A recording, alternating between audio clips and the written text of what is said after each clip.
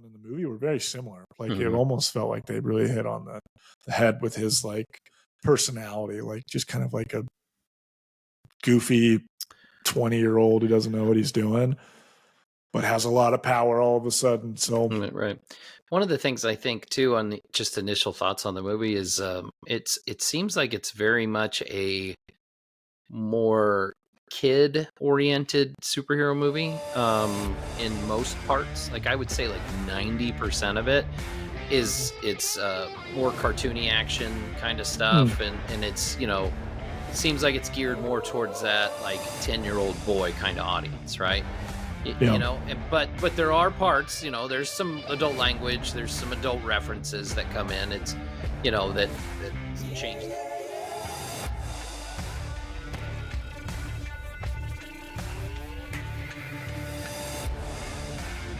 Rude. Welcome back to the Movie Dads podcast. We are your hosts. I'm Howie. I'm Kyle. That is Kyle. Welcome back. We are ready for episode number 19. Big premiere movie of the week. The DCEU? Uwu? Have they made a name for the new one yet? DCU is the new one. DCEU is the old one. So this is technically in the DCEU, maybe not in the DCU unless it does good, then it will be. Which one has Wonder Woman in it? EU. Or both. Maybe we'll talk about that. Anyway, big premiere movie of the week, Blue Beetle. Kyle and I went and saw this movie last night, and we have lots to say about it. Yes.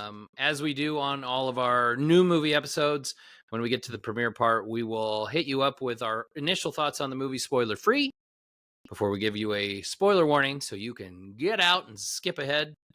And then we will dive into the detailed stuff of the movie with the spoilers and give you our ratings on the film. But this is, like I said, episode 19. If you're watching us on YouTube, please give us the like and subscribe. Click that bell. Leave us a comment. Tell us what you think. If you're listening to us on a podcast service, hopefully it's Apple Podcasts, Spotify, Amazon Music, Google Podcasts, or Podcast Index. And you can find us on social media and watch some of our short films on Instagram, Facebook, and TikTok at Movie Dads Pod. I really screwed that one up this time. Nah. Usually you give us the handle and then you go into it. So I know I was throwing you off because I wanted to trick you. Me off my game. Tricking you off. Dang it. Kyle, I got a little new background this week. Yeah, it looks great. Look at that freaking coming soon trailer poster for the Movie Dads podcast. It's looks freaking solid. Yeah, I got some of my artwork I got at the Omaha Comic-Con. These guys don't have a home yet. I'm kind of doing some rearranging in the basement, so it's changing things up here. But I really wanted to get this in the background, so this is where we'll be at least for the next few weeks until I figure out what's going on over yonder. But I love it. Yeah.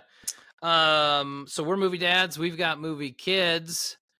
This week, listen, I talked about this last week on my 6 to Midnight. I was talking about Talk to Me and how it was a really good A24 horror movie. I was super excited. Everybody knows my daughter Reagan, who's 12, really likes horror movies. She's seen almost everything. As soon as we got done recording last week, I had said, when I was talking about Talk to Me, like I said, Talk to Me is an A24 movie I will see again. Unlike Hereditary, I will never watch that movie again. We get done recording last week and she's like, I want to watch a movie. You want to watch a movie? I'm like, sure, pick a movie. She picks Hereditary. Fucking terrible human being. How dare her. I watched Hereditary for the second time. Barf. Do you still feel uncomfortable now? I don't right it's this been second. Years, and I don't right this second, but I did, even when I knew what was going to happen, when she's coming out the car window. Yeah, it was one of those. God. Exactly. And Reagan, of course, is like doing this the whole time. I bet she was like, fucking awesome. No. She was uncomfortable. And when did she immediately regret her decision to watch that? I don't think she regretted it. I think she's glad she watched it. But I asked her how she felt at the end, and she goes, "I don't like it." I don't feel good about it. And I'm like, Yeah, that's I exactly just right. don't feel good. Yeah. What a I feel gross. weird inducing movie that is. Weird feeling inducing. And then 2 nights later, I took her to go see Talk to Me. Again, I saw it. That's so. A24, right? We talked about that.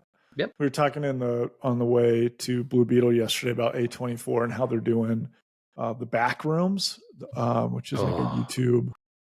It's like there's like a viral YouTube, not fan film. Maybe I guess you consider it fan film. Some guy made a film that just blew up, and so A24 basically they're like, we want to make that a whole movie, and you're going to do it. So it looks freaking terrifying. If you don't know anything about the back rooms, it's probably because you don't have kids who play Minecraft who have those suggested all the time or watch kids YouTube.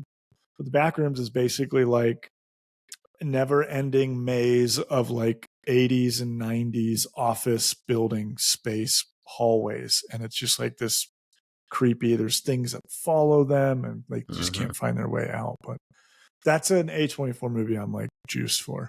Yeah, that'll be cool. That is a creepy video. I've seen at least the one. I don't know if there's multiples or what, but I've seen one, and it was pretty freaky. I think you probably sent it to me, so it was interesting. Right. But yeah, that was kind of my kid stuff. I took Reagan and I saw Talk to Me, and then Hereditary. I had to tell everybody I saw Hereditary because I swore I was never going to see it again. But nice.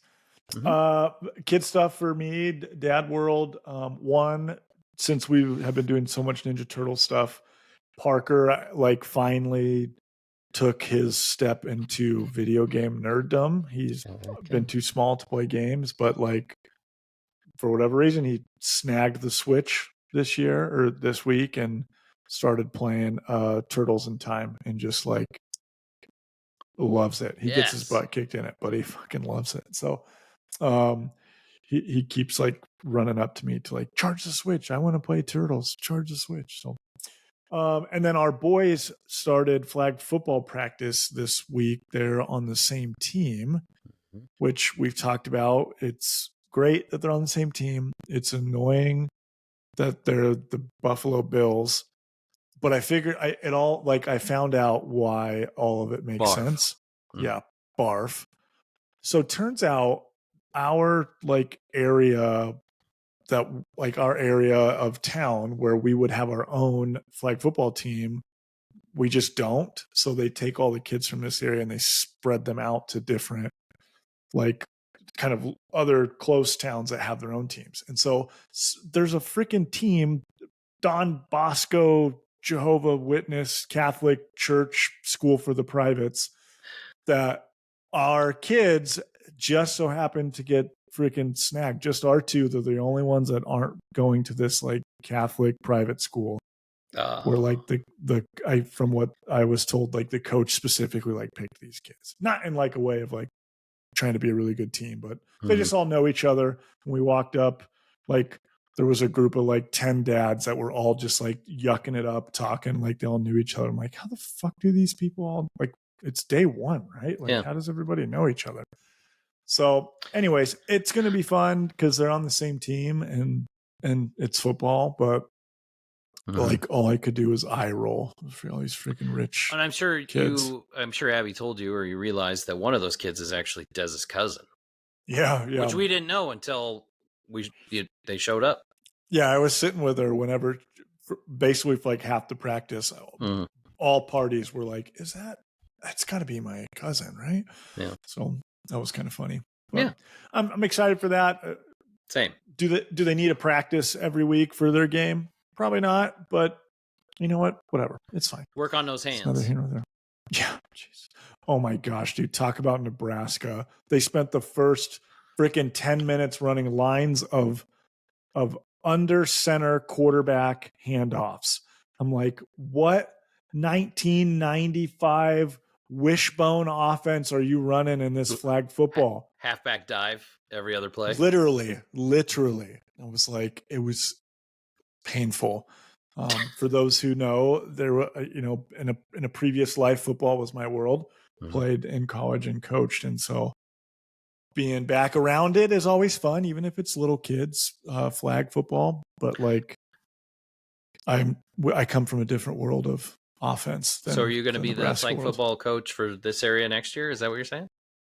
Honestly, I probably am going to. I can't remember if Abby and I talked about it, but I was talking with Steph about like, all right, I got tricked into. I got signed up to coach Little League T-ball or the little kid team Mhm. that I didn't end up wanting to coach, and I was signed up for it without being asked, and then I ended up doing it anyways and had like a total blast. I was like, okay, coaching, I got to get back into it. So Football next would be year for more sure, fun too. So 100%. hopefully they let you pick the team, huh? So you can get. Guess what jerseys we're wearing if I'm the coach next year? Well, if they don't let you have the Jags or the Chiefs, I sure hope you pick an NFC team, so at least we could be somewhat comfortable.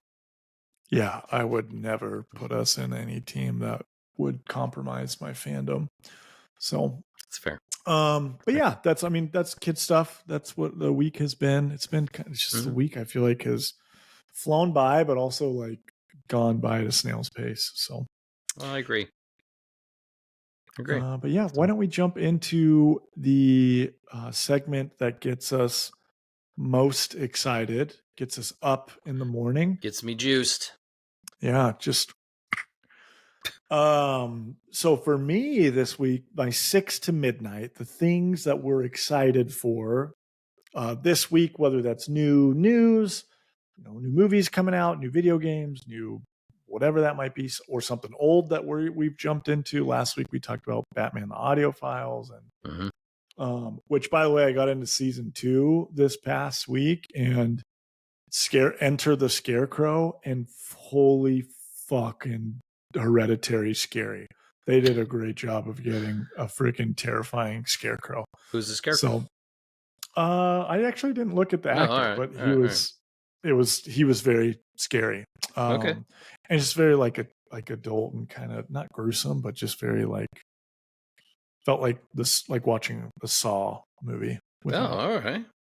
like watching. But anyways, for me, my 6 to midnight, they had kind of released a like a story leak a couple months ago, and I don't remember if we mentioned it or anything, but finally like a trailer dropped for Teenage Mutant Ninja Turtles The Last Ronin video game. I know we talked about not talking turtles again, but this is actually pretty awesome. I believe we've talked about The Last Ronin on here. It's basically one of the 4 turtles is like years and years in the future. The other 3 brothers have died. He's the last one. Splinter has died, and he's trying to find himself. I won't spoil which turtle it is. This is what he looks like. He rocks a black bandana and rocks all of the weapons, so you can't tell until you read the book. But it was a like smash hit, like 5-issue comic that came out last year. They're already doing a second season.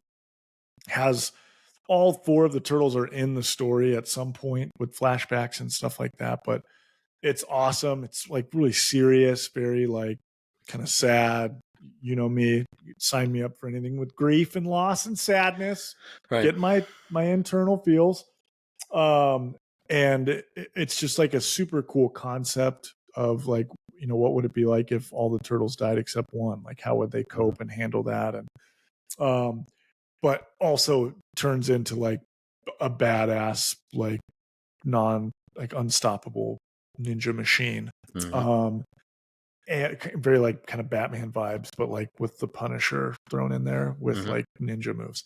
But the video game that's coming out, it's supposed to be kind of like not necessarily an RPG, but more kind of like God of War games that have recently come out, like Ragnarok, the more kind of that more recent God of War. So it's like a little bit more linear path, but in kind of an open world space.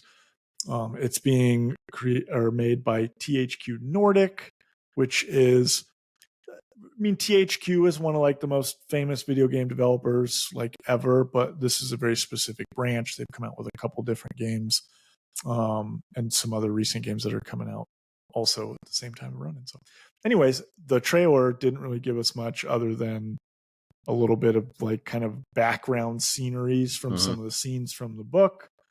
And then it just had like these like 4 candles like lit and like as you hear sounds of like clearly like a battle or people dying, like one of the candles like would blow out than the other one did. So it's very much like it's 4 turtles. Now there's only one. Mm-hmm. But it's when the trailer comes out, it makes it official that that game is actually coming out. It's not a is this really coming out or not? It Right. really It's is. not a pipe dream. Yeah. So, and I think, I mean, I get a strong vibe that this is going to be very high on that top 5 Ninja Turtle video games that we had. Oh yeah. If it's anything like God of War, because it's like an game of the year, incredible game. Yeah, so absolutely. No, that's exciting. That was a cool trailer. What you got? What you got? So, for me? so mine was I had to talk about this. So Michael Orr, the NFL, the retired NFL lineman, that was the subject of the Oscar-winning film The Blind Side. If anybody hasn't seen this story, he basically filed a lawsuit. Adapted from the book. Yeah. Book first. Right. Written by the Toys. Is it the Toys? Is that how you say it? Toys. Tui. Yeah. It's, I think written by like the friend, like the best friend of the brother or the boy sibling. Right. So it's Leanne and Sean Tui are basically, the story, if you don't know the story, is he was, he didn't have anywhere to live. He's homeless. They adopted him, gave him a place to live, got him on the football journey, and basically set him up for success. Right. Well, he's saying that they never adopted him. They just set up a conservatorship, and basically they just made a shit ton of money telling his story. He never saw royalties from this movie, which is basically about his life. And so a little bit of news came out today, because this has kind of developed over the last few days. Yeah. So the news today is that they're canceling their conservatorship. Well, doesn't that just prove that he was telling the truth? Yeah, I mean, could potentially. I saw that it had come out that, like, basically when they finally had a chance to respond, that I forget what the word is, like a shakedown or whatever, but like that he had threatened them, like he basically requested for like or demanded like millions of dollars, and if they didn't pay him, then he would basically go to the media with like a degrading story or something. I can't remember what it said, but I remember when the movie came out, and he was very like, this isn't really what happened. Like from the get-go, he said that. Yeah, like he wasn't. This wasn't really. And there was a lot of talk about how it was a based on a story, but it was a fabrication. Like it wasn't. He wasn't homeless. Like, and none of that was true. And it's one of those things, like, man, white people, huh? You just can't. I tell you what. I'm kidding, but it's a wild story because it's such a feel-good movie. I mean, the other thing is people are like, Sandra Bullock needs to give back her Oscar because she won an Oscar. I saw that too. Get out. That's here. not her fault. She's played a character. Like, that's not how it works. I agree. So dumb. But I had to tell, that story is, it's sad, but at the same time, it's like, you got to be kidding me. Like, yeah, it's crazy. But at the same time, it's like, I believe it probably is a bunch of bullshit. Yeah, it's kind of crazy, or just like some of the things that people are posting of like the most heartwarming story of our childhood was a lie. Like it's all a lie. Yeah, but when I saw that first, there was like a posting about like requesting Sandra Bullock needs to give her Oscar back. It was like, just shut the fuck up. Like what? Today's society, we have some interesting reactions. It's crazy, to things man. That happen. It's crazy. The amount of people that like take advantage or get taken advantage of, it's wild because it's everywhere. Yeah. I feel like I want to circle back for the third week in a row and talk about Wonder Woman. Should we talk about Wonder Woman? Yeah, I mean, kind of news essentially dropped. So 2 weeks ago, we said there were rumors that they were going to make a Wonder Woman 3, and Gal was coming back. And last week, there was like, wait, that's not really what's happening. But nobody ever came out and said officially that it was a false story. Yeah. Now there's stories going around that Gal is coming back as a different version of Wonder Woman. Huh? What? Why? So you're going to reboot the character with the same actress? Is that But there's no not way. do that with Henry Cavill, Superman? There's no way. There's no way that's true. Could you imagine if they did that with Henry to be like, okay, now we're not going to have you be like the angry, like kind of villainy Superman version that we were trying to kind of pigeonhole you into. Mm-hmm. Like now you can just be the good old, nothing but good Christopher Reeve style Superman. Bring him back. I just another week of me saying, I don't know what's going on. Well, then there was, so we saw Blue Beetle, and this isn't really that spoilery, but there were rumors that Gal was going to be in the post-credit scene, right? And she wasn't. And the second post-credit scene, not to get into spoilers, was very much like, that was a post-credit scene? Yeah, it doesn't seem like it was correct. Like it was like they swapped it out. Yeah. It was like it was a filler. Yeah. Yeah. Which at the same time, like we said, I think we said the same thing about the Flash. Like that post-credit scene didn't make any sense because like that post-credit scene's basically just the Flash and Aquaman getting drunk. But there's no substance. It's not even like a little zinger. It's just dumb. Mm-hmm. And this one was kind of the same way. I felt like I was just gonna say it sounds like a broken record of a very recent.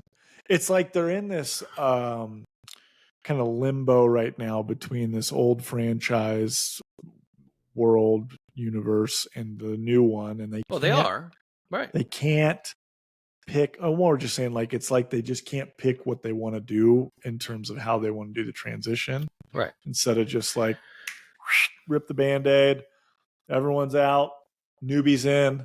Well, it's hard to do that. When everyone's out. Just kidding. You're back in.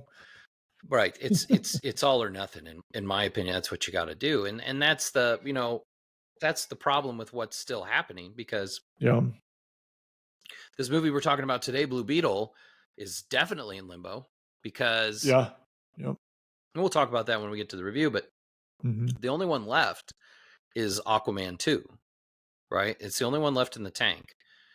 It hasn't come out yet. We know that's very much old DCEU, but we don't know what the future for some of these characters. We know Henry's future's over. Yeah. We know Black Adam's future with The Rock is over. We know Batflick's done. Yeah. So why wouldn't you just say, and then there was like when The Flash came out, it was very much, we don't know if Barry's still going to be the Flash or Ezra Miller. We don't know. Yeah. And he's the one that's got all this outside problems, right? Like that's the easiest Band-Aid to pull off, but they never came out and said he's done. Yeah. Somebody just make a decision and tell people what the decision is. Yes. Just announce it that we're done. Yes. These folks have done great things. We're super excited, but I guess I know they don't want to do that because they don't want Aquaman to just basically flop like the Flash. They don't want it to. They want it to try and make money. They've already made. When you mentioned that earlier this week, that fucking there's another Aquaman coming out, I was like, wait, what? I thought that was all canceled. It's already filmed. No, it's supposed to come out at like freaking Christmas. So was Batgirl, right?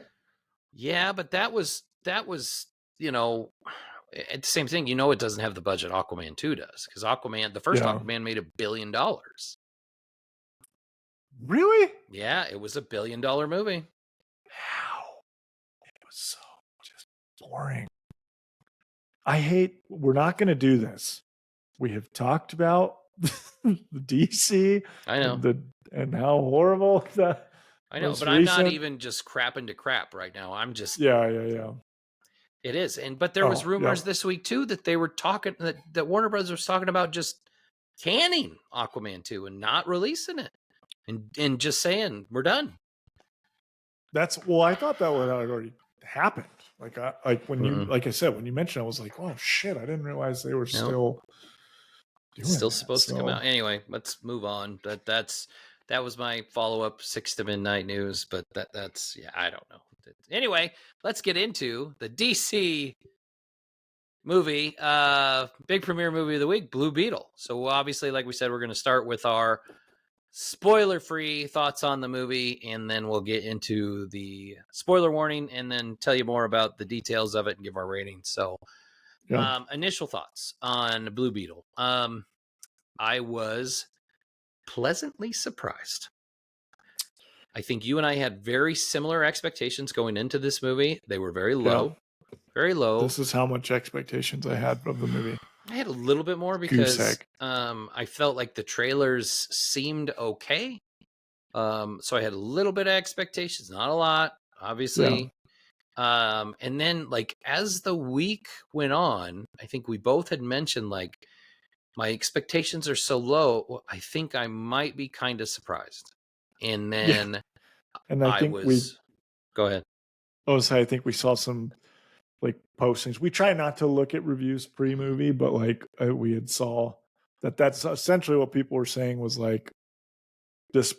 I was surprised at how much I liked this movie, like just based on what they have been over the last, fucking 8 years. Mm-hmm.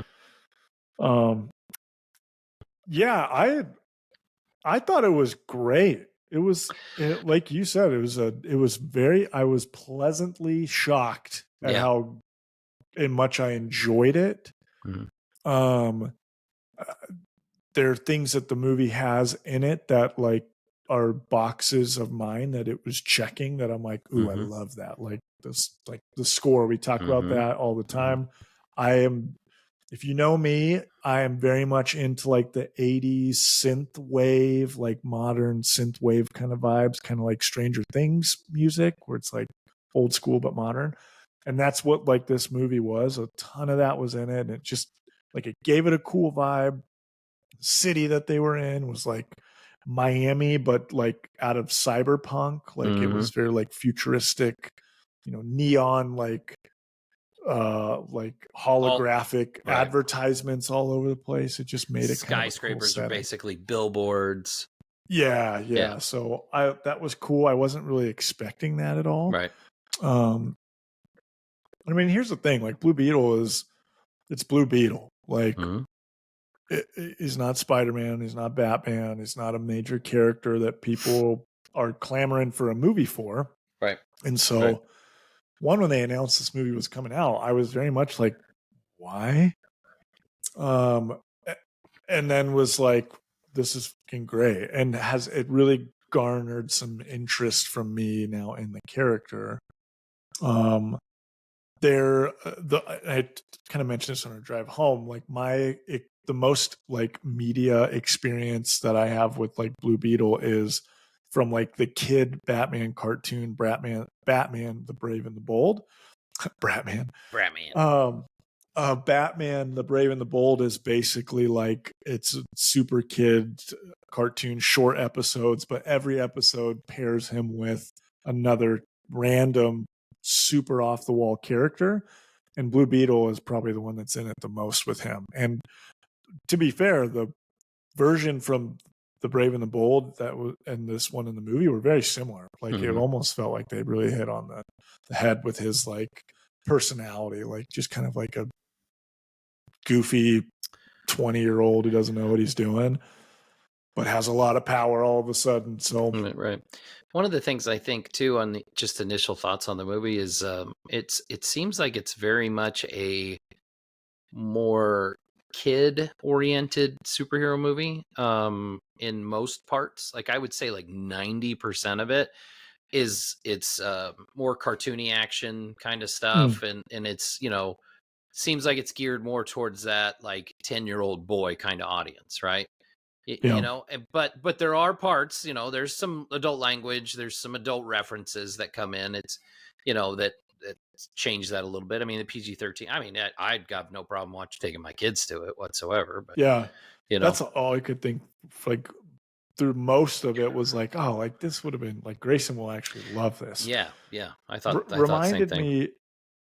Really reminded me of kind of like some of those older like made for TV Disney superhero movies from like when I was a kid. I can't remember.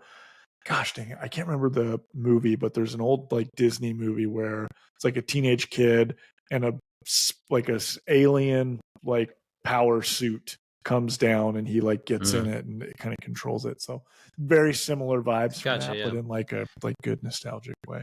Yeah, I'd say before we get to the spoiler warning, my recommendation is go see it. It's good. I mean, it's a fun time. Like take your kids. I'd say it's definitely, as long as they're used to cartoony violence, like 7 Yeah. or 8 and up, you're probably Yeah. okay. Yeah. But yeah, I'd recommend going see it in the theater. Yeah. It was. Yeah. Oh, definitely. Yeah, We saw an IMAX. yeah, I don't remember. I don't know if you mentioned that, but so that kind of. I feel like IMAX always makes movies good. Or it makes maybe them better. movies that. Yeah, Yeah, for sure. Just the experience was kind of cool. So, yeah. Anyway, um, what yeah. else? Yeah, Jump into spoilers. yeah. Spoiler warning. This is it. Get. Get out. All See right, ya. now that they're gone. So, yeah, no, I really like this movie. Like, I like the characters. Yeah. Like, the boy, it's very, very family oriented, right? Like, Mm. it's huge part of the movie. They're very tight knit, like, Latino family. Mm-hmm. Basically, it was pretty obvious. Like the dad had come over to create a better life for himself. The brothers there, and the grandma, and they had kids once they were in Palermo City. Yeah. And Yeah. it's just that's I thought that was all really well done. Mm-hmm. The action's good. It tells a good story. The characters are all really likable. Yeah. Yeah. Yeah, it's I think I said, like, I'm not a huge George Lopez fan, but this is definitely the most I've ever liked him. Dude, yes. I think when he first showed up in the movie, I kind of rolled my eyes like, oh God, Mm-hmm. this is gonna be George. Because I feel like when George Lopez is in a movie, he's just like George Lopez. Like he's not Yes. any like Yep. character. Yep. But he plays this like super zany uncle that like Like kind of dresses conspiracy theory, weird. kind Yeah, of. Yeah. conspiracy theories, kind of like Yep. a not necessarily a techie nerd, but like an inventor kind of nerd Yeah. with a like souped up badass pickup truck that he calls Taco. That he's like Yep. that's his baby. He loves Yep. it. And they all live in But together in like the same little house too. yes, which Whole is family. like a key kind of key story plot point in the whole Mm-hmm. story of like they live, you know, the son, the guy who is Blue Beetle. Why can't I think of Jaime? Jaime Reyes. So Jaime, the movie starts off with him basically coming back home from college. Like he is the first son to ever go to college, and he's just graduated. Mm-hmm. And they basically like open the movie up with like basically breaking, excited to bring him home, but then they like break all this bad news to him that like dad had a heart attack. Mm-hmm. They owned an auto shop that they lost, and then their rent in their house was like tripled because basically all the rich people from the rich side of town of this Miami type city are slowly moving in to take over these kind of minority areas and kind of that welfare side of the town. So, but anyway, so he finds out that they're losing their house. They're dad's clearly not healthy, Mm-hmm. but like they jump right into them being at home, and it's a small little house, but Yep. and there's like 6 of them or 5 of them that all live there, but Mm-hmm. they're a close family, and you could tell there's a lot of kind of themes about being able to get through anything with you when you have a family, and that's enter kind of the other side of the story, the like rich family. Why can't I think of the name of the the Cord. Cord? So Yep. Cord Industries is kind of, I would say, more kind of like LexCorp. Yeah. And Yeah. the main bad guy is the head of it. Victoria Cord, Yeah, Victoria Cord, the played big by bad Susan guy. Sarandon. Yes, which I don't know if I liked her or didn't like her in the movie. I did not. Yeah, her character was very like I think the words you used on the way home was she phoned it in. And I had read something too that they had originally tried to cast Sharon Stone in this role, and Oh, then they couldn't come to an agreement. I'm assuming because the producer just had seen Catwoman, and then they went with Susan Sarandon instead. It's a reference to one of the worst superhero movies ever made. Sharon Stone's the bad guy in that one. Oof. That was a rough one. But I thought she would have been better in the role than Susan Sarandon. It wasn't as believable on that one. Yeah. So like he meets like the love interest who is the niece of Victoria Cord. Mm-hmm. So her dad, what's the name? So her dad was Ted Cord. Her dad was Ted Cord, right? Her name's Jenny Cord. So Jenny Cord is played by Bruna Marquezine. I'm sorry if I brutalize that. And then obviously Jaime Reyes, the Blue Beetle, is played by Zolo Maridueña, who was most famous, I think, for his role in Cobra Kai as Miguel. Yeah. So yep. He's great, by the way, as Blue Beetle. Yeah, he was great. Like perfect. Very much like got kind of like Spider-Man, like Peter Parker vibes. Like it was awesome. But so the love interest, she is the niece of basically the big bad guy.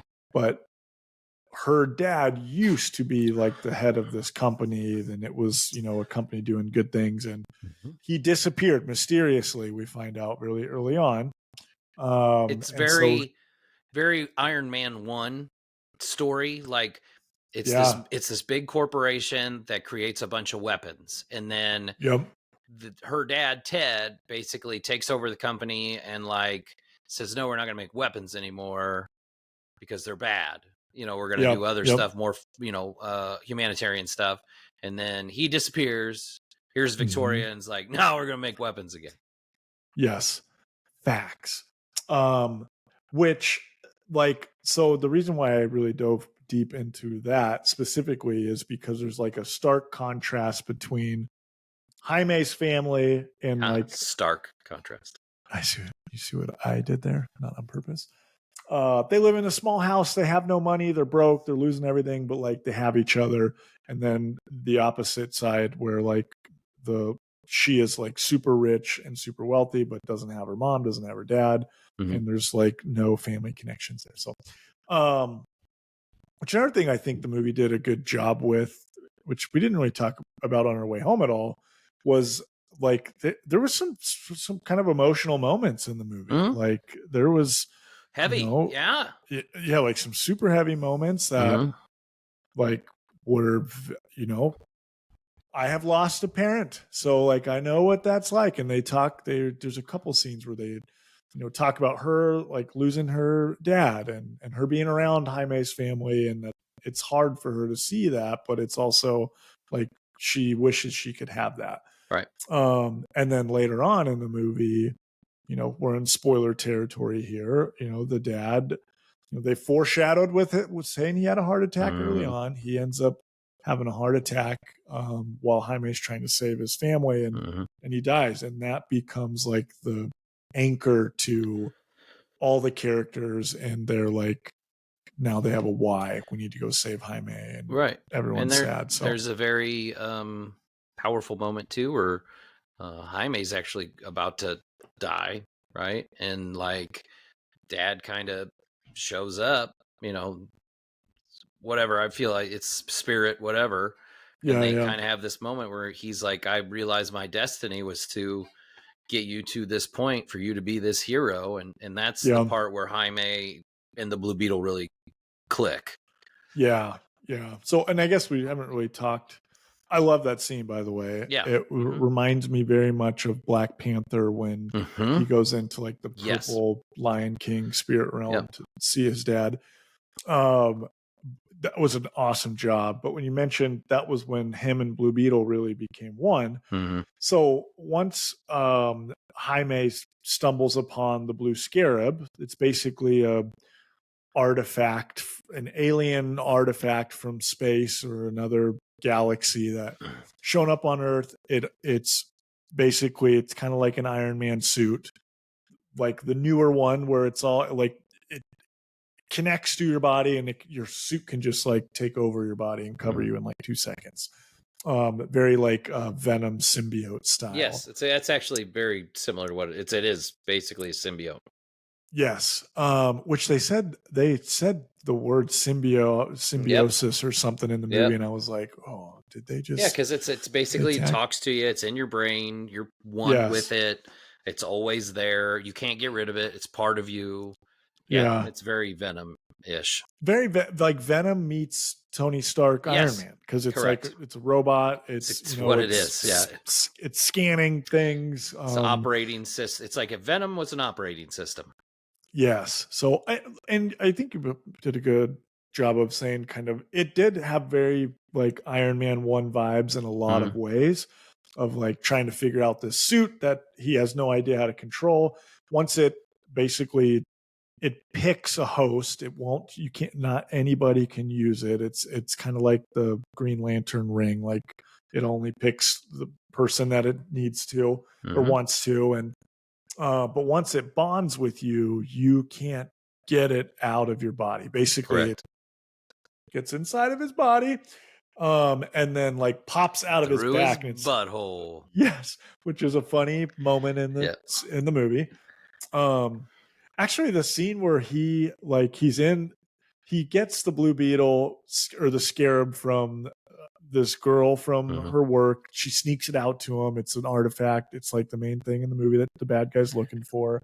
Sneaks it out, takes it home, and he's in his kitchen with his whole family, and they're all staring at this thing. They have no idea what it is. Yeah. And then he picks it up, and it turns on and turns blue, and then all of a sudden it alien face suckers him, and then slowly, or actually very quickly, like finds its way in his body. And it's kind of like the scene was kind of like not hard to watch, but it was like holy shit, like this really feels like this dude's being taken over from an alien, and his body's like exploding, and his family thinks he's dying. They have no idea what's going on. But once it melds with him, he becomes basically like an Iron Man meets Spider-Man meets Venom. And the suit can create anything that he imagines. So like if he wants to have a sword or a hammer for a hand, it'll just automatically make it, or you can do guns. But the thing that throughout the movie, the theme is Jaime and the Blue Beetle or the Scarab. They are two separate entities, so they talk to each other in their head. A couple of times he lets her take over the body when he's fighting because he doesn't know how to fight. And they're not synced up. They're not on the same page. The Blue Scarab wants to, anytime there's a threat, she wants to kill it, or he, or whatever, I guess. Neutralize it permanently, basically. Yes. And he is like, no, we don't kill. And it almost kind of gets to the point in the movie where that kind of flips, where he kind of snaps and is going to go that route, and she ends up stopping him. But when he's at this moment where he's about to die, sees his dad basically kind of tells him it's going to be okay, and that, we all have our purpose, and this is your purpose. And then he's like, oh, okay, that's right. So then him and the Blue Beetle, they like meld and they become one, and they are fucking badass. And that's what I think the movie, like the Blue Beetle action really becomes fucking cool. Like he's fucking badass. Yeah, I agree. Boy, so that all is great. The family stuff's great. The action's really good. It's kind of like you talked about the synth music, and it has that like techno kind of feel to it, which is really cool. It's kind of cheesy, and like, and it's definitely one of the funnier DC movies. And it's good funny. It doesn't feel forced, because there was sometimes in those DC movies, like it's like they're like, oh, we need to insert jokes because that's what another studio does.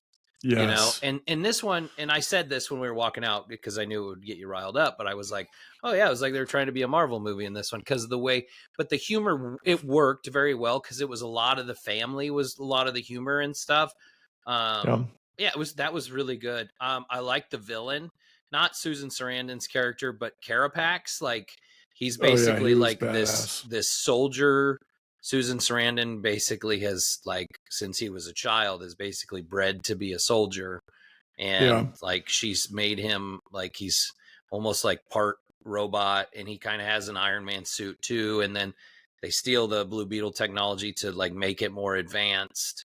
And he's a badass. And Kyle, Dude, you called yes. him like 50-pound heavier old man Cheeto Vera, which is dead on. It's because Cheeto Vera is a super famous UFC fighter, and they look exactly the same, except you had mentioned he looks kind of like 20 years older. Yeah, exactly. Yeah. He's like grizzled. He's got like one foot. Scars, he's got a robot. Yeah, one arm's robot. Yeah, he's badass. The city was very cyberpunk, but that character in Cyberpunk, the main bad guy has a like bodyguard that's like this super well-known half robot, half like literally exactly like this. So like there was a lot of similarities from the Cyberpunk game that were in this movie. There's a lot of like it feels like we're talking about like this was a lot like this and this was a lot like this, and it was they had a lot of great things that we could compare to other stuff, but it was very much its own thing.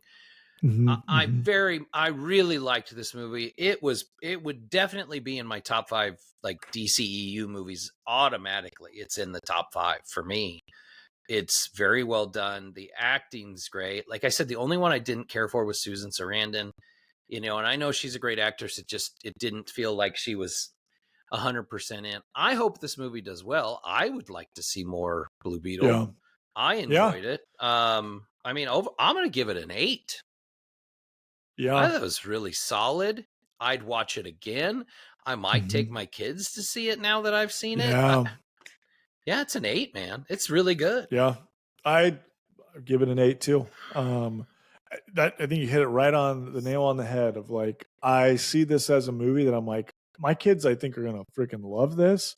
And they're going to like, probably really like this character moving forward. And I had mentioned to you, like, I think it's a bummer because I imagine it's not going to do well just because it's not a well-known character. And DC has they've been fumbled striking the bag, out man. left and right. Yeah. Fumbled the bag. They haven't hit a dinger in fucking 8 years. So at least in this universe. So, but it's awesome. And I really do hope they make another, or, I mean, this is the movie that James Gunn should have said the things that he said about The Flash. He should have said about this, because this was it was original. It was fun. There was they did a good job of, I don't know too much about like the Blue Beetles lore and background, but I do know there was an old school, more original, kind of like a goofy Batman version. And turns out that's Ted Kord, the dad that disappeared. He was that. And so they do a cool job of really incorporating that into the movie too. And then they give you a really great post-credit scene where you find out that he's not dead. He's alive somewhere. So I'm hoping that's them setting up a sequel. I assume that's what they were doing, but there's been so many different there's been so much different dialogue about what this movie is, and that's kind of what we talked about right at the beginning of this episode. Like, is it DCU? Is it DCEU? I don't know. It's in limbo because like there's no cameos by other superheroes whatsoever. Yeah. They mention Superman and Batman and Flash directly as like, they did. Yeah. This is like this Blue Beetle to Palermo City is to what Flash was to, Central City. Like they reference it, right? It's very much that it's there, but there's no like what universe, which Batman, right? So you don't know. So I'm glad that's ambiguous. Like you don't know. Yes. This wasn't a super high budget movie. It's somewhere, from what I've read, it's somewhere between $100 and $120 million. The hope is, even if this isn't huge domestically, that maybe this will be a big hit in Latin countries, because there isn't a lot of Latin representation. They are hoping this is like Black Panther. Yeah, which I would say for like Latino Mexicans, like the Mexican community, there was a ton of that in this movie in like the best of ways. It was awesome. And it's good because so obviously the family in the movie's Mexican, right? The director's Puerto Rican. The Jenny, the main actress, she's Brazilian. Mhm. The guy that played Carapax, they reference him as being Guatemalan. So I mean, Yeah. like we're hitting, you know, a lot of different Latin areas. We're very much included. Which I mean, if this is like Miami, that's what Miami Yeah. is. Like it's, Yeah. you know, Like it's a melting Haitian pot and of, yeah, exactly. So yeah, I think it it has a chance to do good. It's one of those movies. It's coming out. It's coming out mid-August, right? So that's sometimes those mid-August movies can get some legs where they yeah. don't start off super hot. But there's not a lot behind it, right? Like we don't have another big release for a few weeks. So it, especially when it comes to like, you know, because school's starting up in a lot of areas of the country, Mm. it could get some legs, right? The only Yeah. issue that would prevent that is probably because it's still dealing with the Barbenheimer effect. Yes. Because Barbie is massive hit right Fucking now. just taking over the world. Massive. Saw that it surpassed the Dark Knight already. So Yeah, it's a big hit, and I mean, like, good for it. Like that's fine. yeah, That's great. for I sure. haven't seen it, but you know, that's awesome. I will see it soon, eventually. I mean, Mhm. we're movie dads. I got to see it. But yeah, it could get some legs. I hope it does well. I really do, because I shit on DC every week, but I want movies like this to succeed because I want to see more. I want to see more Superman. I want to see more. You know, we're going to see more Batman anyway, but you know, I want it to do good. I'd see another one Yeah. for sure. Yeah, And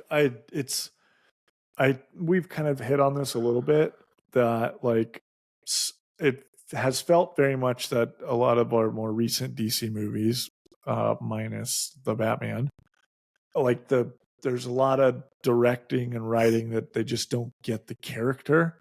yeah, And this movie felt like they got the they character, got it. they understood, and they Yep, fucking nailed it. So they did. and it might have a little bit more to do with that there's not a lot of expectations held. Like, you know, you go into a Batman movie and you're like, they better not do this, and I want to see him do that. Mm-hmm. And like, oh, I really hated that Ben Affleck Batman killed people. But Blue Beetle, no one's like, they better have him Right. do this certain thing, you know? I don't, you know, we've already referenced this a couple times, and I'm not comparing the two whatsoever because we're different things. But like, I'm gonna go back to 2008. Iron Man is a B or C level superhero. Yeah. Robert Downey Jr. hadn't really done a whole lot of stuff since he'd gotten out of prison, and the MCU wasn't a thing. Yep. And then Iron Man came out, and the rest is history. We all know what happened. Robert Downey Jr. is one of the biggest movie stars in the world. Yep. He will always be Iron Man. We referenced that last week. Yep. And the MCU is a juggernaut. Facts, right? Not saying that that's exactly what Blue Beetle is, but Blue Beetle has very much a similar vibe. It's a very little known superhero. It's got a very similar kind of story and setup. Yeah. Obviously, you know, Zolo isn't Robert Downey Jr., but he's very much a star on the rise. Yeah. A lot of and people watch Cobra Kai. He's very likable. He's very charismatic. He's very young. Yeah. I'm not saying that's going to have the same effect, but I could see Blue Beetle becoming popular. I'm not saying that's out of the realm of possibility. For sure. So I agree. I mean, hopefully we'll see some more of it. So yeah, I would imagine they'll at least keep him in. That's a character you've introduced that now, since you're having a Superman movie with 700 other characters in, like maybe put the one that just came out that people really like, have him show up. So exactly. You know, I was thinking too, you were talking about, and I know we're about ready to wrap up the segment, but you were talking about Brave and the Bold and how that, you know, in the cartoon, he was very much part of that. Well, we don't know what Brave and the Bold's going to look like yet for DC, but we know it's getting made.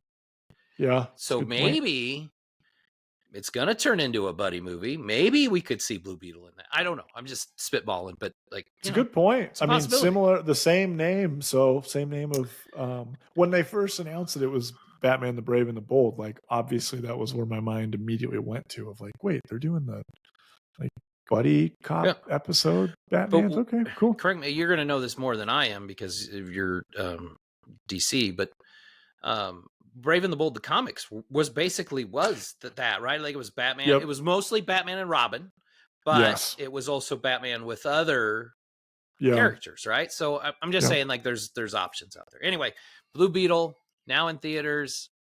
It's 8s across the board. Highly recommended. Go see it. Go see it. Yes. All right. Do it. That takes us into my favorite segment. There can be only 5. Only 5. So we're back for part 2 of our Welcome. twofer for There Can Be Only 5.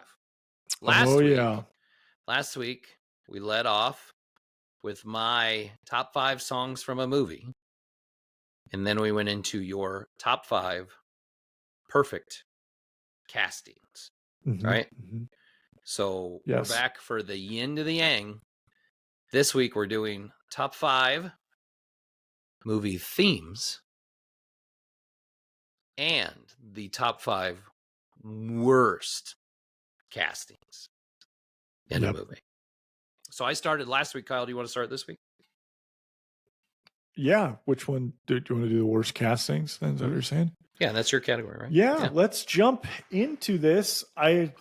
Maybe we'll be off on the wrong page again in terms of like how our rules were. Mine were basically like people that I thought were like so bad in a role and a character that it like ruined the movie for me. Not necessarily ruined the movie, but it movie probably could have been a lot better because of, if it was different. So, and I'll go ahead and get out in front and say I did exactly what I did last week. I did characters that existed already somewhere in media, and the casting decision was an absolute dumpster fire of a choice. That's where I went. So go ahead. Yeah, Matt kind of suggests, he's like, you should do like your version of how Howie did it too. I was planning to, but I forgot to. For another time. Yeah, and a lot of the ones that you had on your list would be like mine, like Ryan Reynolds as like Deadpool, and and if I did mine like yours, like I said last week, like Jack Sparrow would be 2. Like he'd be number 2 for sure. Yep. Right. Okay, let's jump into this. I actually originally had this worst actor cast for a role in my top 5, but because the movie was never actually made, I had to put him in my honorable mention. Okay. So my honorable mention of worst casting for a character in a movie was Nicolas Cage to play Superman. Oh, that's a good one. Like, that's a really good one. Like, I know they put that in the Flash movie as like a little haha look, like he finally got made, but like, and I know at the time he was a big action star, Con Air, Face Off, The Rock, The Rock, all that, but like he wasn't Superman. In The Rock, he was a nerdy scientist, like, so that like. What a fucking horrible. No wonder I never would have bought it. I never would have bought it. Yes, I wouldn't have been. It's not believable. Okay, my number 5 worst casted actor for a role was Mark Wahlberg in Mad Max. Or not Mad Max. What am I? Not Mad Max. Max Payne. Max Payne. Yeah. And there was actually like 3 other Mark Wahlberg movies that I was going to put on this list because, not to hate on Marky Mark, but man, like, I don't think he ever even looked up who Max Payne was. Like, I don't think he played the game. I don't think he read the book or any of like the synopsis. Like, I like Mark Wahlberg. Like, I don't dislike the guy. Mark Wahlberg is always like going to play a version of himself. Mark Wahlberg. Yes. Yes. He's gonna. Yes. Say hi to your mother distracting. Yes, he is Mark Wahlberg starring as himself in every movie he's ever been in. So, the only movie that I loved Mark Wahlberg in that I felt like he was his own character and he wasn't Mark Wahlberg was like, was it Invincible? I think is the Eagles football one. Anyways, I was thinking about like, remember? I think he got nominated. Did he get nominated for an Oscar for The Departed? Like, part of me thinks he did. I don't know. I have to go back and look. But like, good chance. He's really good in The Departed, but basically he just plays douchey, angry Mark Wahlberg. Yeah, that's who he plays. Yes. So Mark Wahlberg starred as Mark Wahlberg in a Max Payne movie. Mhm. So he was terrible at it, and that movie was not good because of it. Okay, my number 4 worst casted actor for a role, Maria Bello as Evie O'Connell in The Mummy 3, Oh, Tomb of the Dragon. okay. What? How did they screw that up so bad? I love Mummy 1 and Yep. The Mummy Returns. Those movies are incredible. Rick O'Connell and Evie are like the Rachel love. Weisz. God, she is perfect in that role.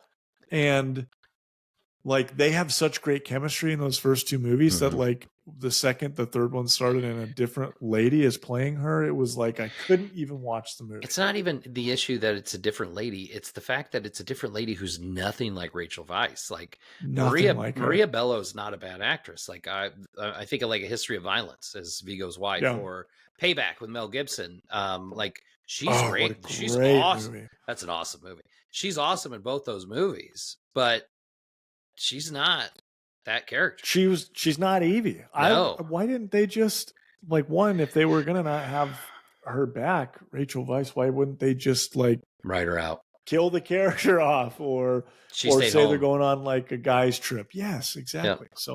So anyways, I freaking hated that. I haven't seen that movie more than I think once or twice, primarily because of that, which is a travesty. So I own it and I've seen it once. Yes. Yeah, I feel like our lists are going to be so widely different, but I feel like you're following me so far that you're like, okay. Just like last week, man. I'm with you. Not disagreeing. Okay. Number 3 worst. Yeah, we're on number 3. Okay, number 3 worst actor cast in a role, Ezra Miller as the Flash. Ooh. Not here to. This isn't a me hating on the Flash movie or DC. This is Kyle's episode of Shit on the Flash. We got to stop talking about. This is like our 7th episode. We've talked about that movie. But I'm more talking about Ezra Miller in general as Barry Allen, the Flash. He's just nothing like the character. Nothing like him from the comics. Nothing like him from the Justice League cartoon that most of us in my age range kind of know him from. And it just he was not a good Flash. Yeah, so I'm not disagreeing. Yeah, I'm not going to keep diving down that route. I would have bet money our top 3 would have been the same 3 people. Okay. I would have, and now I know it's not. So I know you have at least one of these guys not even on your list. I know for sure that these front 2 are definitely going to be, because I think we've talked about them. Number 2, and it was hard to not have him at number 1, Topher Grace as Venom in Spider-Man 3. What a talk about the worst fucking casting ever. Like, are you kidding me, Topher? Do you know who Eddie Brock is? Do you know who he has no idea. Venom is? He fucking had no clue. One, Eddie Brock is supposed to be like a big dude. Like, he's jacked. And they picked freaking That 70s Show nerdy freaking goofball, whiny baby, to play this character.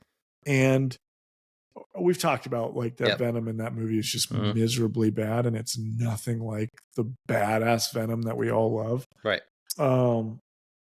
Just what a terrible, like, that was a huge part of the downfall of that movie. Probably number 1, right next to emo Peter Parker thing. But man, it essentially killed the whole movie for me. Emo Peter Parker is at least worth the memes. True. It has lived on through longer than the movie has, actually. But like when I found out that Venom was going to be in the Sam Raimi Spider-Mans, I'm like, fucking yes. Like my second favorite character next to Spider-Man is in the fucking movie. And then it was like, what is this? Yep. When they cast it, I was hoping it was going to be like Heath Ledger getting cast as the Joker, where it's like, maybe this will be a good, right. but it wasn't. It wasn't Right. at all. And then number one, it better be your number one too. Worst fucking casted actor for a role ever. Jesse Eisenberg as Lex Luthor in Batman vs Superman. What were you doing? Who made that choice? So can you just say 1 and 2 or 1A and 1B? Yeah, I would say that they are equal. They equally make me angry. All right. Because like Jesse Eisenberg he's a good actor to cast in a villain role because it's really easy to hate him and to not like him. I think he's a good actor to cast in a sleazeball role like Yes. Zuckerberg. Yes. Like, because he is a sleazeball. He's good as that, but not this. And yeah, like Lex Luthor is, I mean, he's not like physically imposing like the Kingpin, but he's kind of physically imposing. And yes. Not in the same way, right? Like you said, but he needs to be more Eddie Brock than Topher Grace. Yes. Like, I need to be able to believe that he's going to put on a green fucking Iron Man type suit and fight Superman a little bit. And like, I know we've talked about Batman vs Superman and that movie. Like, they were trying to do like things at like XYZ timeline of the story, but they never did like A, B, C, D, E, F, G, like leading up to any of it. So, and I get that like the original Lex Luthor way back when he first came out, he had like long kind of red hair early on before he went bald. But like, it really felt like Eisenberg had no idea like how Lex Luthor was supposed to act, and like his like criminal mastermind that's like doing this to take out, you know, Superman for the good of Earth, even though he's still a bad guy. Like, I don't know. He just seemed like a zany fucking crackhead who just wanted to talk weird and, you know, put a candy in your mouth. Please don't ever do that again. You're making me uncomfortable. How on the nose was that though? That was exactly how he was in that fucking movie. I thought you were Jesse Eisenberg playing Kyle Peacock for a second. Yeah. Anyways, he was like him, and then what was the name of the actress that plays the politician? Holly Hunter. I don't know. Like, I know she's good in other movies, but those two together, that was like, that was not a, it wasn't a good casting didn't work choice. So, but I think it didn't work more because of him than it did because of her. For sure. He was, get him out of this movie, get him out of anything anywhere near fucking Henry Cavill's Superman. Yep. Anyways, but yeah, that's my list. Jesse Eisenberg, number one worst cast movie character ever. I hope he knows it. I hope he sees this film clip. We'll tag him. And good for you and The Social Network, but man, go read a fucking comic book before you take on a movie role. Get out. Awesome. Yeah. You nailed it. Your 5 were perfect. I loved it. All right.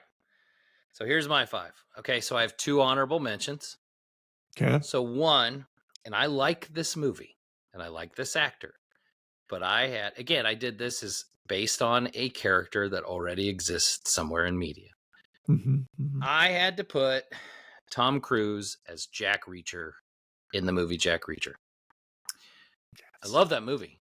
I think he's a fucking badass in that movie. That fight scene where he beats the shit out of those dudes outside the bar, it's great. Badass. I have read every single Jack Reacher book. Jack Reacher is like 600, so it's like 6'5" and weighs like 260 pounds. Yeah, he's Tom Cruise is like 5'6" and maybe weighs $155. I don't know. He's not Jack Reacher. Jack Reacher is a large, imposing figure. He has to be. It's part of his character. That casting just didn't work. As its own thing, I have no problem with that movie. Yeah. But it's not correct.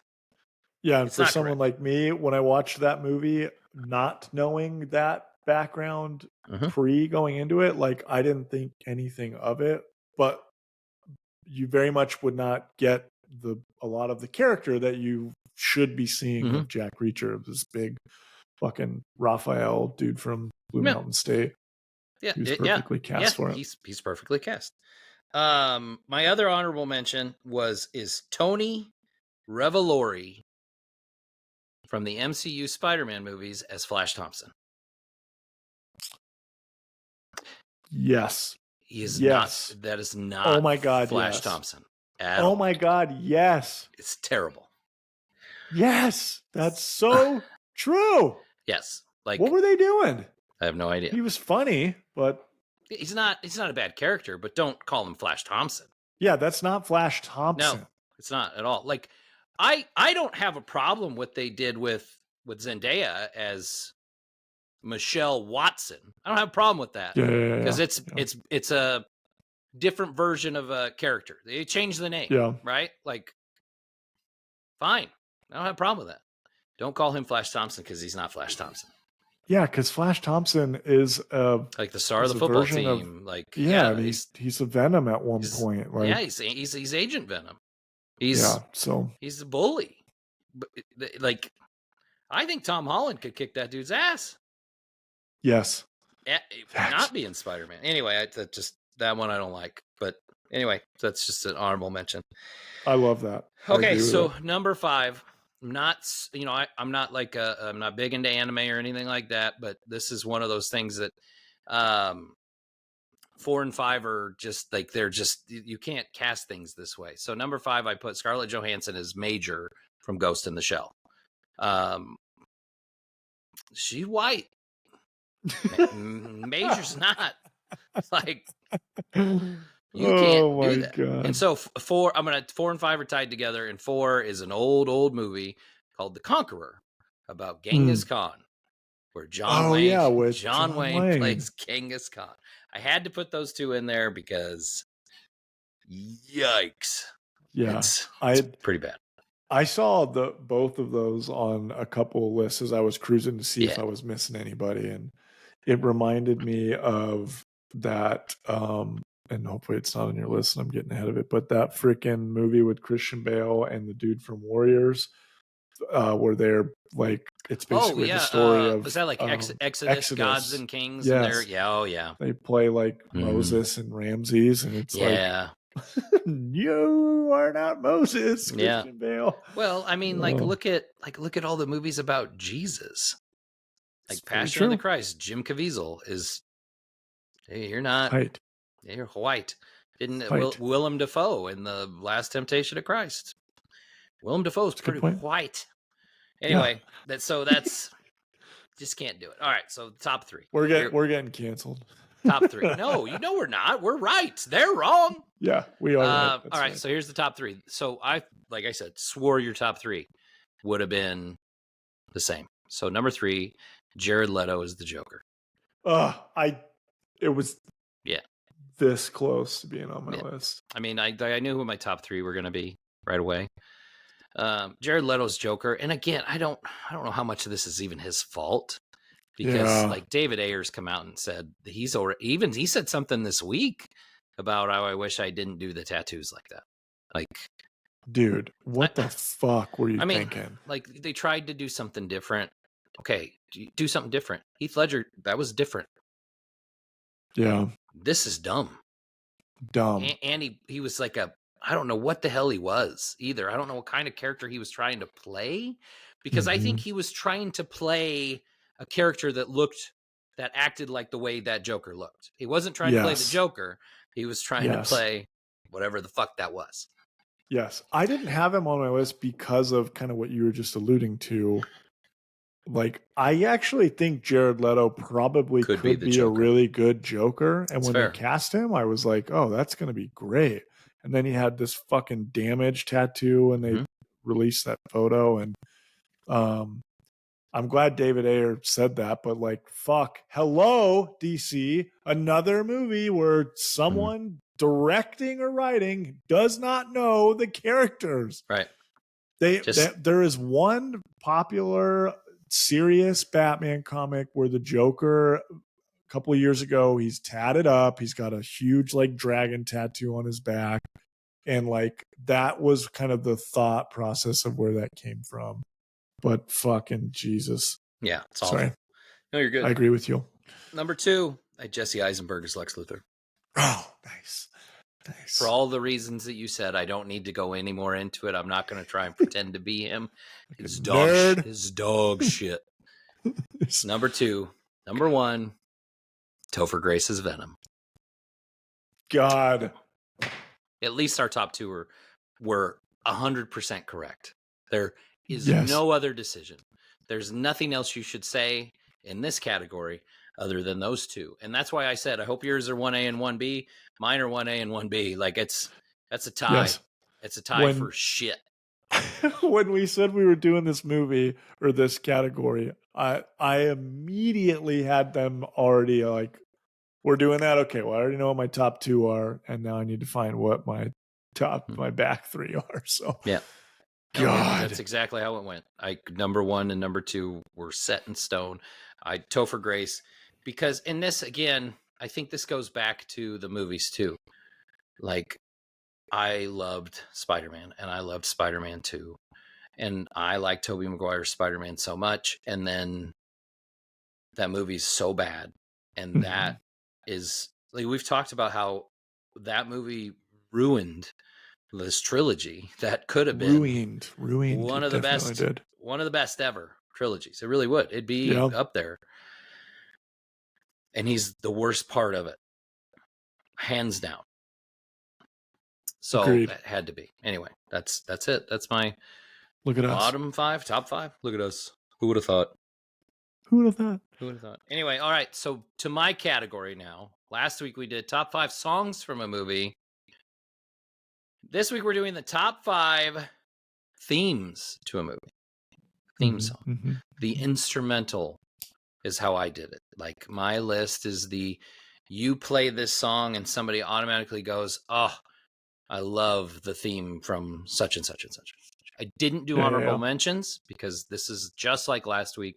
My list started very long and I had to get it down to my top 5. I mean, I could have done like this was almost the top 5 John Williams themes. I was gonna say almost that same exact thing. God, it was close. I was gonna say that. It was super close. And then I almost had 3 fucking Star Wars songs in it. I almost did, and I didn't. I decided to only go with 1, and so I had to do that. But anyway, so this is my top 5. Top 5 theme songs. The theme from James Bond is number 5. Ooh. Dum, dum, dum, dum, dum, dum, dum. Yep. It's iconic. We're talking 20-some movies. Like, and all those movies have their own like song. You know, usually they have somebody famous singing the song to the movie. And yet they're all overshadowed by that classic theme. Like, we've got one of the greatest console games of the 90s. It's a James Bond game. James Bond. It's iconic. I love it. It's famous. All right, let's get to the John Williams portion of the list. Number 4, I had a hard time picking one. So I went with a tie. So I actually have 6 songs on my list. So number 4, I have the theme to Jaws. Nice. And it's the most simplistic possible theme song it could be. And yet, like, everybody knows what it is. It invokes terror in the pool. It invokes terror. And then the one I had tied with it is actually what's known as Hedwig's theme from Harry Potter. But it is also the song that you would most recognize with. That's the one. That's the one. Nice. So that I had those tied at number 4. Nice. At number 3, Jurassic Park. Ooh.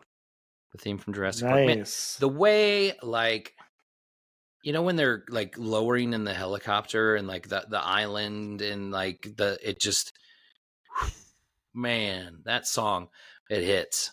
Dude, it yes. hits. Facts. Yeah. Anytime I do anything in like nature, or we go to the zoo, or we go on like the like Drive-Through Zoo. Like I immediately put it on the playlist and play it out loud. There's nothing like it.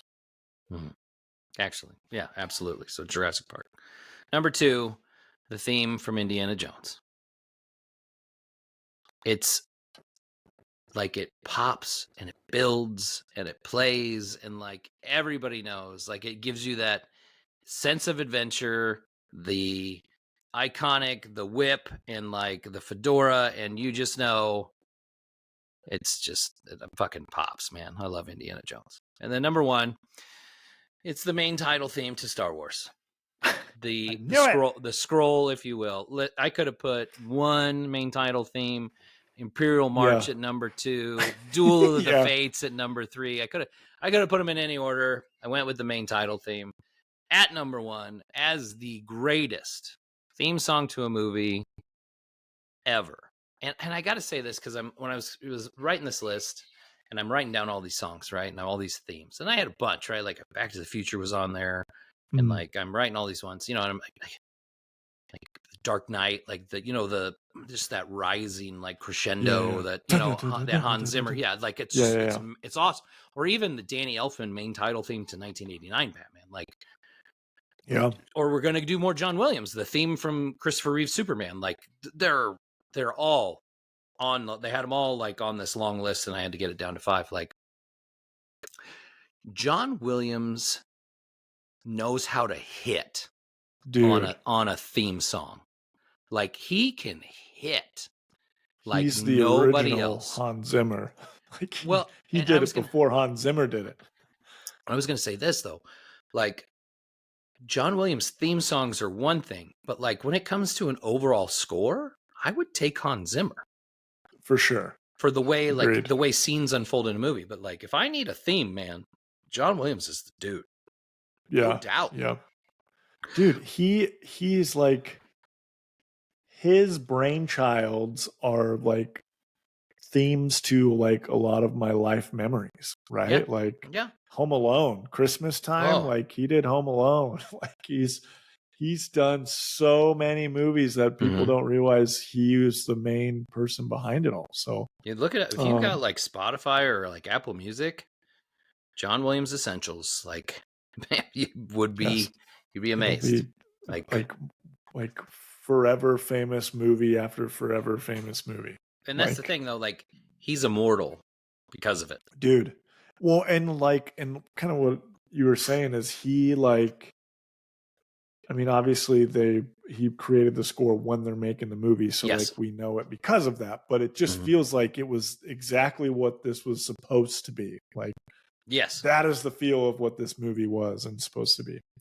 I love your list. I like that a lot. I didn't necessarily go like specific individual songs, but just like the theme from this movie.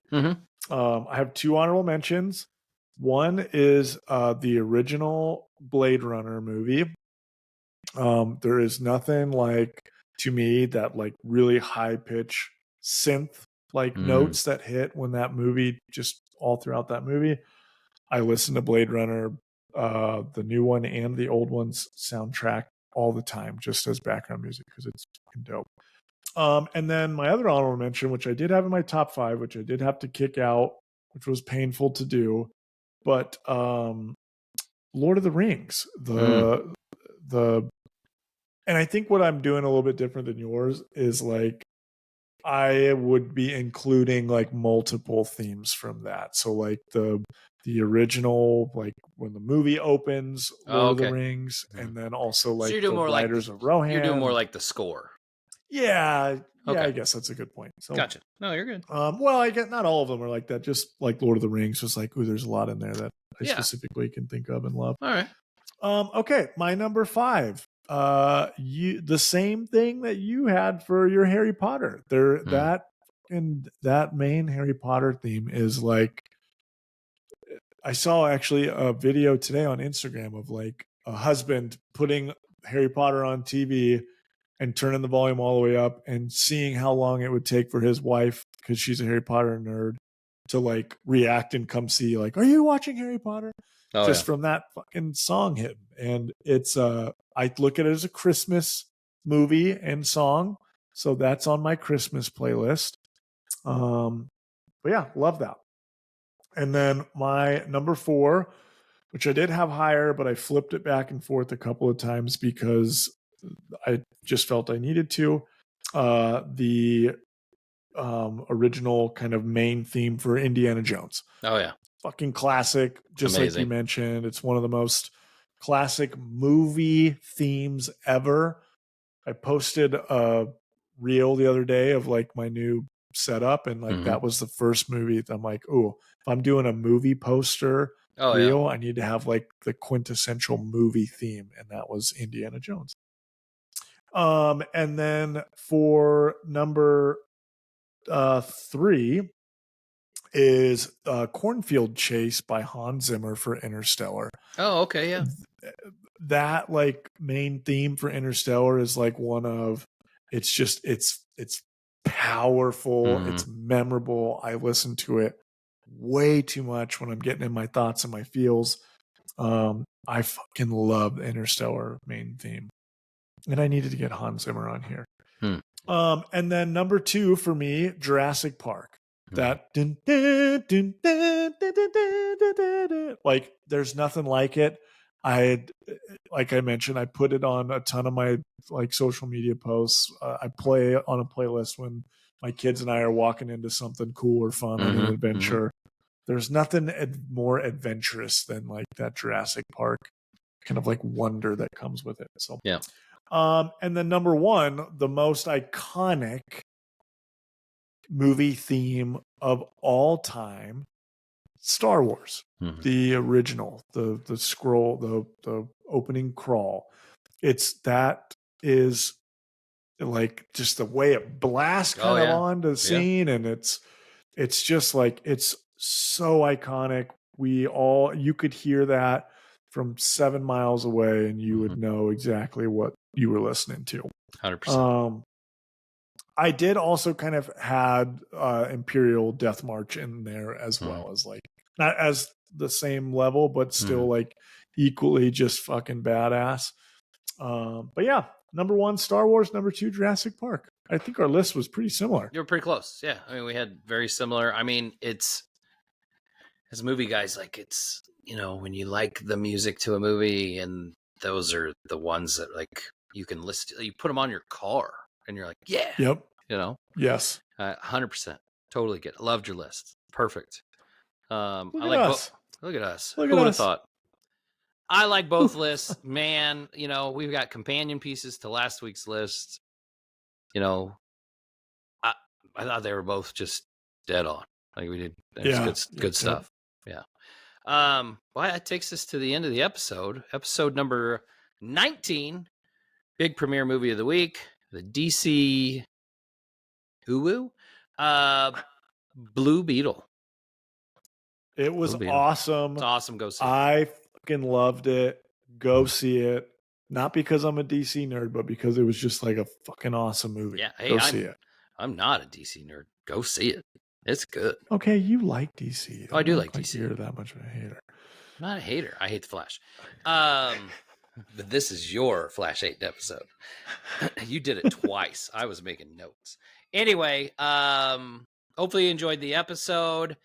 If you're watching us on YouTube, please give us a like and subscribe. Hit that bell. Leave us a comment. Tell us your thoughts. What's your favorite movie theme? Who is your worst casting decision ever? We'd love to hear it. At least post your number 1 of those. You don't have to do a top 5. I have not seen a single comment of what people's like top ones or lists are. You're letting us down. You're letting us down. Yeah, for those of you who listen weekly and bug me about getting to listen to our podcast during your chores, you sure don't have any feedback on it other than what you text me. Yeah. Right. Looking at you, guy. Yeah. If you're not watching us on YouTube, hopefully you're listening to us on Apple Music or Apple Podcasts. Oh, I screwed up. Apple Podcasts, Spotify, Amazon Music, Google Podcasts, or Podcast Index. And you can find us on social media at Movie Dads Pod on Instagram, Facebook, and TikTok. We'll be back after an extended time off this week. I leave in 4 hours for Oh my Canada God. to go. I got to wake up in 4 hours and 17 minutes. Barf. Driving to Canada in the morning to go fishing, and I'm going to be in the woods, and I can't record. It's impossible because we're running on dial-up. Yep. So we will be back after a small extended, probably 8 or 9 days. We're going to be back with the I Can't Believe You Haven't Seen It, Kyle. The Denzel Washington one-man army classic, The Equalizer. I have not seen The Equalizer. He's not seen The Equalizer, but he's beef with Denzel. It's fine. But then we have The Equalizer 3 is coming. I'm not being a dick. We're going to Equalizer 3. No, I'm saying it. Denzel, don't be a dick. That's Denzel. why I feel like that. Don't be a dick. Equalizer 3 comes out Labor Day weekend, so we thought it was a good time for Kyle to see the original Equalizer. Well, not the original, but the original Denzel. Well, yeah, it's not the old TV show, but the original Denzel movie version, and it's not the Queen Latifah version. For all the youths that watch our channel, like, we got to be able to tell them. I mean, it came out like 10 years ago, maybe at most. The Equalizer. Anyway, we'll be back. Thanks for watching. Thanks for listening. We appreciate it, everybody. See you later. Bye.